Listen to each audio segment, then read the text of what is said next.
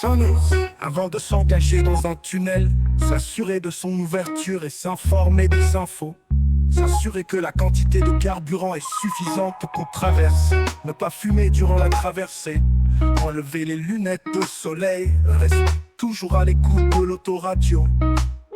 Respecter la réglementation en place. Les limites de gabarit, hauteur, largeur, obligation d'allumer les feux avant d'entrer dans le tunnel. Les limitations de vitesse, les distances de sécurité. En cas d'arrêt dans un tunnel, respecter la distance minimale entre deux véhicules. Ne pas tenter de faire demi-tour, allumer les feux de détresse. En cas d'urgence, panne, incident, utiliser les emplacements d'arrêt prévus. Couper le moteur et allumer les feux de détresse. Laisser les clés, avertir le poste de contrôle avec les bandes d'urgence. En cas d'incendie, s'arrêter immédiatement, ne pas tenter de faire demi-tour ou marche arrière. Couper le moteur en laissant la clé de contact en place et allumer les feux de détresse.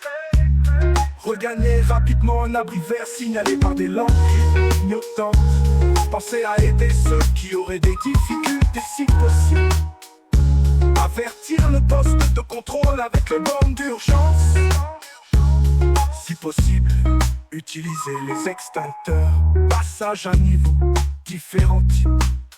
Passage à niveau sans barrière, malgré sa rareté, est dangereux. Le passage à niveau avec une barrière complète ou deux demi-barrières de chaque côté de la voie. Le passage à niveau avec une demi-barrière forme la plus répandue statistique.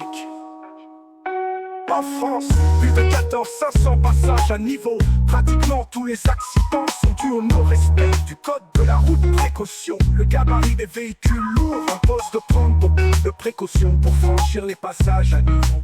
Masse, longueur, hauteur, largeur. L'adaptation de la vitesse de franchissement est délicate. Si le conducteur circule vite, il n'est pas sûr de pouvoir s'arrêter à temps en cas de baissement des barrières. A l'inverse, si son allure est faible, les barrières risquent de s'abaisser pendant le franchissement. Le conducteur, avant de s'engager, doit s'assurer qu'il dispose d'un espace suffisant pour dégager entièrement le passage à niveau.